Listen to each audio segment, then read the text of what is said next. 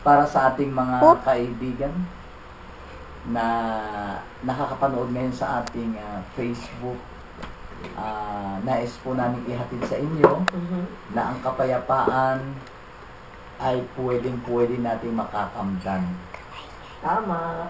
At ang kapayapaan na yan, sa gitna ng kaguluhan, ay kayang-kaya din nating makita sa ating buhay. Kaya sa pamamagitan ng awiting ito, buksan naman natin ang ating kaisipan na kung saan ay maiintindihan natin kung ano ang mensahe at nais ihatid sa iyo. Okay? Awitin po natin yung kapayapaan.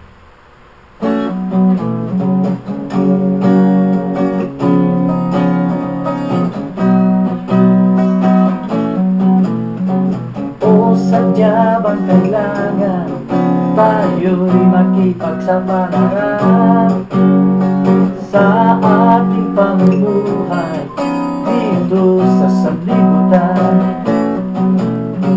Hawak ng ating kaibigan ang buhay na inaasam. Pagdusa hindi kailangan pagkat siya ang katugunan. Kapayapaan sa gitna ng kabuluhan, di makayanan. Pagsubok at kasaganahan, ito'y akin ang natutuhan. Diablo nga'y nangangalit, pagkat siya'y di ko na nga alam. Jesus po ating buhay, ngayon at magpakailanman. O aking ang sinasanay, mamuhi ang kanyang pangarap. Kapayapaan sa gitna ng kabuluhan, di makayanan. Pagsubok at kasaganahan, ito'y akin ang natutuhan. Kapayapaan sa gitna ng kabuluhan, di makayanan. Pagsubok at kasaganahan, ito'y akin ang natutuhan.